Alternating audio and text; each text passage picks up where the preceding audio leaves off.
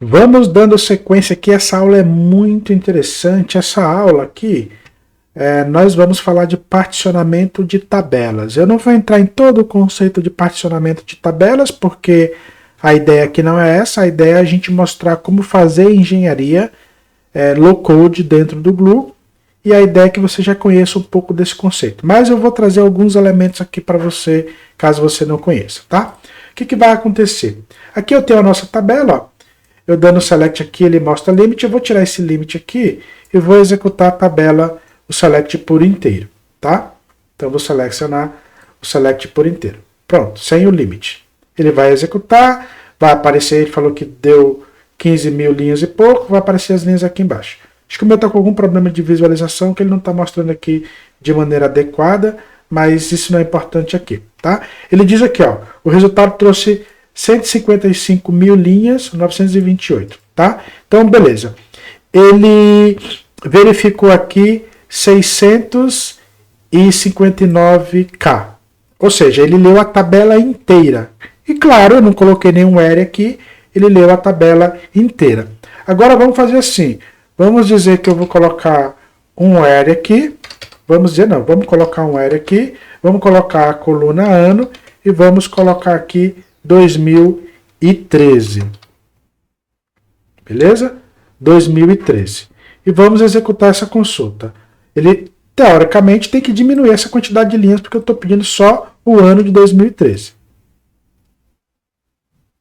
Beleza?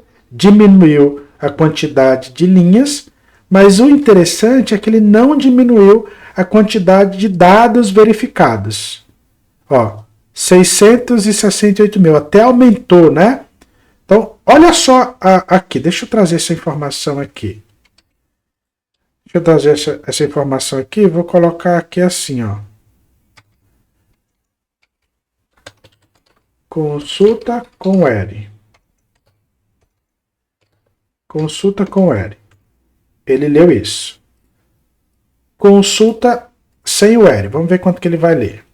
Sem o R, ele leu isso aqui. Ah, então beleza. Consulta.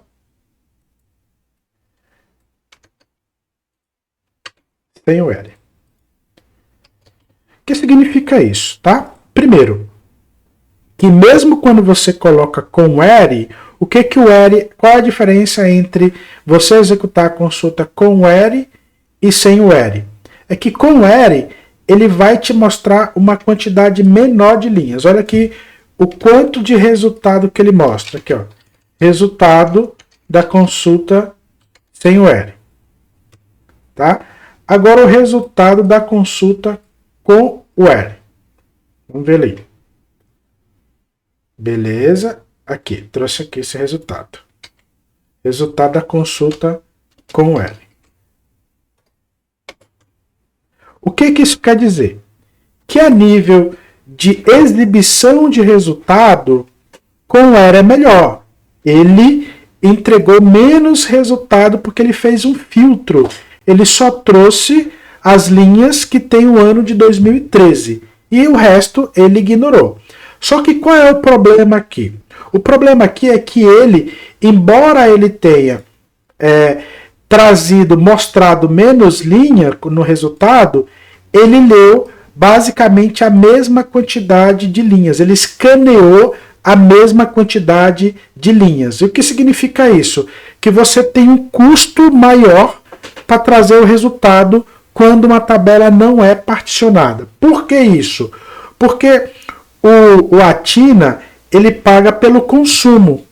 Ele paga pelo escaneamento do dado, pelo dado verificado. Então, quanto mais dado verificado, mais caro você paga. Quanto menos dado verificado, menos você paga. E aí, automaticamente, também você ganha tempo de execução. Eu não sei se aqui ele vai mostrar exatamente o tempo de execução, mas a gente vai ver como isso aqui pode melhorar. Aqui, provavelmente, o tempo não vai mudar muita coisa, tá? Ó. Tempo de execução aqui, 700 e alguma coisa milésimo de segundo. Aqui 600 e pouco. Então viu que a diferença não foi tão grande assim, tá? Beleza, mas o que você quer dizer com isso. Então vamos fazer o seguinte. Primeiro, eu não sei se a nossa tabela vai alterar aqui automaticamente, então, mas vamos deixar ela como está. Ó, perceba que ela não tem nada de diferente aqui. O que a gente vai fazer agora? Vamos voltar lá no nosso job, tá? Ele já está aqui, deixa eu procurar ele. Visual ETL, é esse aqui que nós alteramos. Vou clicar em X, vou pedir para ele editar. Ele vai trazer nosso job. E aqui, ó, eu vou alterar só nesse componente. Eu vou clicar aqui. E aqui embaixo, ele tem a opção de chaves de particionamento. Ele fala que é opcional. Ou seja, você quer particionar a sua tabela? Quero. Qual coluna você quer usar para particionar? Ó, eu vou querer particionar por ano. Então eu vou aqui e vou escolher a coluna ano.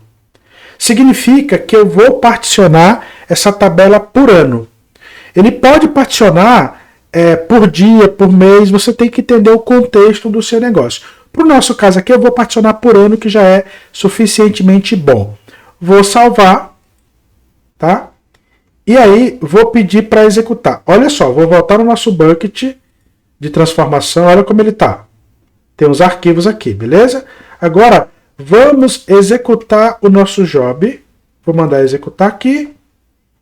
Aqui em Jobs, monitorar os jobs que estão em execução, eu consigo ver, ele está startando o job. Agora eu vou esperar esse job completar. Ok, o meu job aqui já mostrou que está concluído, já finalizou. Agora vamos ver aqui quais foram os efeitos que nós tivemos disso. A primeira coisa que eu vou fazer é ir lá no meu bucket, tá? E olha só, o meu aqui, na minha pasta transformação, apareceram dois novos diretórios, duas novas pastas, uma 2013 e uma 2014. Se o seu não estiver aparecendo, você dá um clique em refresh que ele aparece. O que significa isso? Que quando ele foi olhar aquela tabela, ele descobriu que naquela tabela só tinham 2 anos, o ano de 2013 e o ano de 2014. Então ele criou 2 diretórios para cada ano. Dentro do diretório ele separou os arquivos, olha só. Tá? Ele separou os arquivos. O que vai acontecer? Vou voltar aqui, ó, 2014 também. O que vai acontecer é, se você tiver mais de que 1 ou 2 anos, ele vai separar. Aliás, eu tenho de 2015 até 2030. Cara, ele vai separar ano a ano e vai dar a quantidade de pastas referente à quantidade de anos que tem naquela tabela. Tá bom? Então ele separou. Então essa é a primeira alteração que nós vimos. Outra coisa que você vai fazer é voltar lá no teu Atina, você vai dar um refresh aqui para ele atualizar, porque estava aberto, né? E aí olha o que você vai perceber agora. A nossa tabela de pedidos, ele apareceu informação aqui dizendo que essa tabela é uma tabela particionada. E aí se eu clicar aqui, ele vai dizer para mim que ela é particionada pela coluna ano. Olha só que legal. Então ela é particionada pela coluna ano. Então, cara, isso é bem legal. Agora, o que vai acontecer? Vamos ver os selects aqui para a gente ver qual é o resultado. Primeiro, se eu fizer um select aqui direto, que é esse aqui, provavelmente não vai mudar muita coisa. Ó. Olha só o que vai acontecer. Tá? Ele trouxe uma quantidade de linhas aqui, já mudou, ele já trouxe uma quantidade de linhas menor, mas eu não sei se deveria, porque eu não fiz filtro aqui, tá? Ele trouxe uma quantidade menor de linhas e escaneou menos dados. Beleza, esse é o primeiro ponto. Eu devo ter feito alguma outra alteração, porque eu não deveria ser isso aqui, né? E a gente não fez nenhuma alteração. Deixa eu tirar isso aqui, só para garantir que eu não estou pegando informação errada. Beleza. Deixa eu fazer um select por aqui, para ver se está tudo ok. Ele vai trazer 10 linhas. Deixa eu tirar o limite.